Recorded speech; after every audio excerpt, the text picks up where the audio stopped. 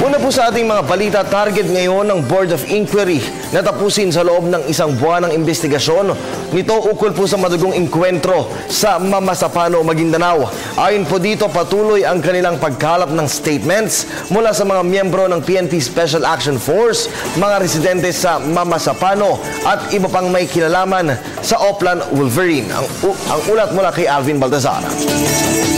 Ayon sa pamunuan ng Pambansang Pulisya, nasa 286 ng Special Action Force members ang nakuna ng statement ng binuong BOI ng Philippine National Police na bahagi ng isinasagawang pagsisiyasat tinggil sa Mamasapano Clash. Ayon kay PNP PIO Chief Police Chief Superintendent Generoso Serbo, nasa 400. 20 ang target kausapin ng BOI mula sa Special Action Force, Philippine Army, residente ng Mamasapano at iba pang nakakaalam ng naganap na enkwentro, maging ang iba pang matataas sa opisyal ng PNP hanggang kay suspended PNP Chief Police Director General Alan Purisima na target tapusin sa loob ng isang buwan. Malinaw yung sinabi ni General Espina Lahat titignan nila dyan. So lahat ng possible na mga resource person ay iimbitahin po dyan. The Board of Inquiry will spare no one. Lahat yan kakausapin po nila. Sinabi pa ng opisyal na sakop ng investigasyon ng binuong BOI ang naging plano, sino-sino ang kasama sa pagpaplano, ilan sila, sino ang nagutos at ano ang mga naging pagkukulang. Iimbestigahan din nito ang balitang pagkakasangkot ng ilang private armed groups sa naganap na enkwentro at maging ang pagbebenta umano ng MILF at BIFF ng mga nakuwang baril mula sa mga napatay na SAP troopers.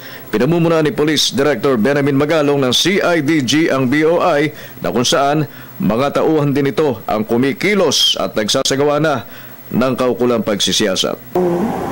Gustong makuha dito ano ba yung nangyari talaga sa field? Mayroong sinasabi yung mga ganitong grupo, may sinasabi yung ganitong grupo. So, itong investigasyon na to, kakausapin mismo the people na talagang nag-operate dito sa area. Sa kabilang banday, welcome sa Philippine National Police kung magkaroon man ng Truth Commission na magsisilip din sa insidente bukod pa sa binuo ng Board of Inquiry. Dagdag ng general, hindi mapupunta sa PNP ang $5 million na reward kay Marwan dahil inilala nito para sa mga sibilyan na makapagbibigay ng impormasyon at hindi para sa mga law enforcement unit.